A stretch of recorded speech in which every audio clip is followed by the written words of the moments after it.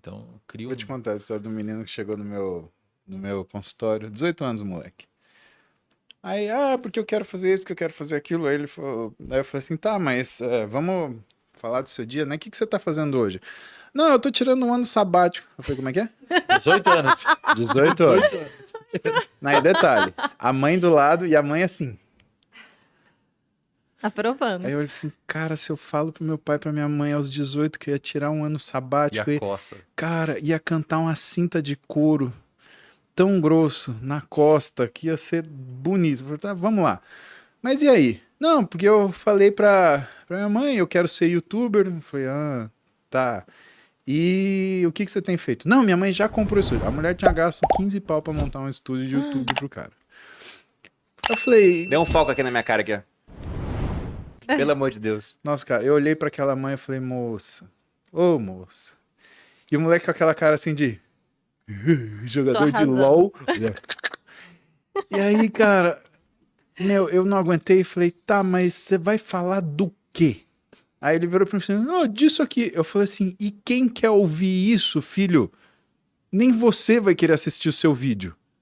Você tem que fazer alguma coisa, você tem que ter uma informação, você tem que estudar, você tem que fazer medicina, educação física, nutrição, psicologia, você tem que fazer, sei lá, artes e falar de alguma coisa. Pra você ter interesse, pra você falar alguma coisa. Você quer ser youtuber por quê? Porque tem o fulano de tal que tem 50 milhões de coisas. Eu falei assim, olha, cara, eu tô sentado 5 minutos, sua mãe não aguenta mais ouvir falar de você. A sua mãe. Você imagina se o pessoal que estiver no YouTube vai querer ver.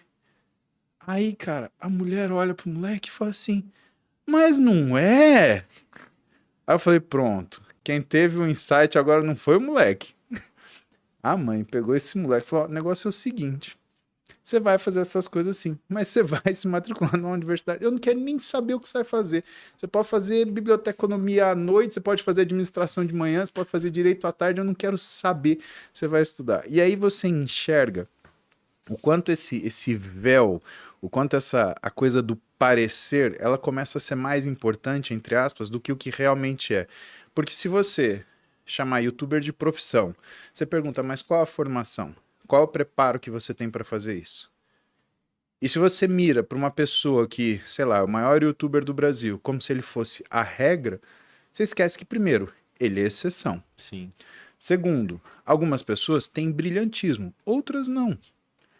Então você falar que brilhantismo é copiável, não. Método, sim. E existe um volume em joules de trabalho por trás daquilo também. Exatamente. Né? Não é um negócio de sentar, abrir uma câmera e falar qualquer coisa. E tem a questão temporal também. Quando que ele começou isso? Exato. Né? 2005? Então tá bom, filho. Você vai voltar no tempo 10, 15 anos e você vai começar antes de você ter nascido. Né? Pra começar, quando não tinha quase ninguém concorrendo naquela época, agora por o exemplo. nicho dominado já você vai se alavancar aí com... Exato. Como que você vai fazer? E a gente vê essa realidade e isso é uma das coisas que preocupa porque... reza a lenda, né, que os nossos pais, eles conheceram a tecnologia, o digital. Nós nos habituamos para ela. E os nossos filhos a dominarão. E a dominam. Eu vejo hoje a facilidade que a Duda e a Maria Clara, que minhas meninas, elas têm de lidar com isso. Inclusive de impor limites a isso. Interessante. Que é o mais interessante. Eu vejo, por exemplo, a Maria Clara. Ela praticamente não usa Instagram. Quando ela usa TikTok, ela usa para falar com as amigas delas. É a mais nova ou a mais velha? A mais nova. Ah, tá. A mais velha não tá nem aí pra nada. Ela tá na faculdade agora e ela tá 100% imersa naquilo. Que bênção. Né? Fala, filha, fala o que você aprendeu hoje. Senta aqui e me ensina. Né? Porque ela estuda à noite, então ela chega umas 11, é hora que às vezes eu tô na cozinha, né, fazendo uma última refeição, alguma coisa assim, aí ela senta comigo, ai, papi, aí minha aula foi isso, tá, me ensina alguma coisa hoje, quero aprender, e aí ela me conta o que ela tá fazendo, isso tá absorvendo ela, mas eu vejo a pequena, né, quando ela tá no telefone celular, ela tá, por exemplo, conversando com as amigas dela. Olha como mudou essa relação de amizade. Então ela pega, coloca uma chamada de vídeo no telefone, coloca o telefone aqui, em pezinho para ela, e ela tá com o iPad dela jogando um joguinho que as amigas que ela tá aqui no telefone estão jogando com ela dentro daquele... Esses joguinhos de criança Realidade que... virtual. Exato. Né? E que não é um jogo, né? É uma soma de atividades. Que você vai, você constrói uma casa, você constrói carro, etc. Então, é essa forma. Aquilo que a gente fazia antes, que eu acho que é uma leitura saudável da coisa digital. Era o que a gente fazia, por exemplo, vou na casa do Bruno, a gente vai andar de skate na rua. Cara, hoje não dá pra ir na casa do Bruno, porque a gente mora longe pra caramba, né? Vamos supor que a gente tivesse 15 anos hoje, eu e você. Putz, também não dá pra gente andar de skate na rua, porque hoje a gente é morto, a gente é atropelado, a gente é assaltado, a gente é sequestrado. Né? E também não dá pra ficar sem falar com o Bruno, porque a interação social é importante. Exatamente. Pô, preciso falar com o meu amigo. O que eu vou fazer com o meu amigo? Bruno, liga aí o telefone, a gente vai se falar aqui e vamos jogar videogame junto. Né? É o que dá pra fazer. É a adaptação do que a gente tinha no material nas impossibilidades do material. Até porque eu não ia na casa do Bruno todo dia. Eu ia na casa do Bruno no final de semana ou uma vez por semana. E para coisa às vezes ficar mais conveniente, o Bruno dormia na minha casa ou eu dormia na casa do Bruno, né? Porque aí não precisava aquela coisa de mãe levar, mãe buscar, e a gente dava menos trabalho ainda. Mas era uma vez por semana. O que a Maria Clara ela conquista então? Ela conquista o que é a possibilidade da repetição. Ela consegue estar um pouco todo dia com as amigas dela, socializando e usando o digital não como um fim, mas como um meio. E hoje o que a gente observa é as pessoas usando o digital como um fim. É o lugar onde ela obtém prazer, é o lugar onde ela obtém recompensa, é o lugar onde ela obtém satisfação. Cara, eu vi um vídeo esses dias que me assustou. Tem um podcast e tem umas 9 mulheres e uns 2 homens, assim, e eles fazem a seguinte pergunta: o que você prefere? Um namorado de longa data ou seu Instagram? Todo mundo responde Instagram. Meu Deus! Assustador. A rede social e a internet é loucura alguém falar que é ruim. Ela é uma ferramenta, cara, fantástica, assim, Sim. que as pessoas jamais conseguiriam ter acesso a muita coisa se não fosse por ela. Agora, quando de fato você transforma aquilo num fim e não na ferramenta, e você ignora outros aspectos que são importantes para a saúde mental que não estão ali dentro, aí pode começar a se tornar um perigo. E eu acho que, tal qual o advento da tecnologia industrial permitiu com que a gente condensasse muita caloria num lugar pequeno, como por exemplo num alimento, isso praticamente falando não é uma coisa ruim.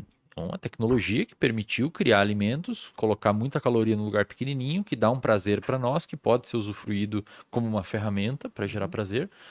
Só que, inevitavelmente, algumas pessoas dentro da distribuição normal da sociedade vão ter problemas com aquilo. E a rede social é a mesma coisa. Só que o problema é que a rede social muita gente não percebe. Demora para perceber que está sendo um problema. Demora para perceber que está prejudicando. Demora para perceber que aquilo ali está gerando um desconforto. E eu acho que vai dos pais. Não tem como privar, cara. Como é que você vai privar ela de falar com as amiguinhas dela, cara? Pois é. Vai ter um efeito backfire gigantesco. Eu É pior. também acho. É pior. Também Só acho. que tem que ter um tipo de uso como uma ferramenta mesmo, né? A gente não tem filho, mas uma coisa que me preocupa hoje, olhando as crianças, é que, por exemplo, na nossa época, né, sei que o museu é um pouco mais velho, mas também pegou a mesma coisa, se tinha bullying na escola, né, se alguém ficava te zoando muito, acabava no final do dia. Eu tinha Você ia pra casa. mais lazarento, cara. Pois é, e acabava, você tinha um refresco. Poxa, se tá muito ruim, muda a criança de escola. Acabou, mudou o ambiente. Hoje em dia, além desse ambiente aqui, tem o ambiente da rede social. Então você sai do ambiente físico do bullying, ele continua nas redes sociais. E aí você tenta mudar de escola, mas a história chega lá na outra escola porque fulano conhece ciclano, e aí sabe o apelido, não sei o quê. Então, para uma criança que ela é perseguida socialmente nesse tipo de ambiente, não tem paz mais. Por isso que tem gente que fala, né, poxa, sempre chega a história, se a gente começa a perguntar, vai surgir aqui no chat alguém falando, conheço filho de fulana que se suicidou por conta de rede social. E crianças de 12, 13, 15 anos. E é como você falou, vai ter 1 milhão de crianças usando, 990 mil não vão ter problemas, 10 mil terão problemas e algumas dessas 10 mil terão problemas muito graves, é o que chega de história pra gente a ponto de tratar a ferramenta como se fosse realmente um malefício. Mas, de fato, é um ambiente que pode ser muito tóxico no final das contas.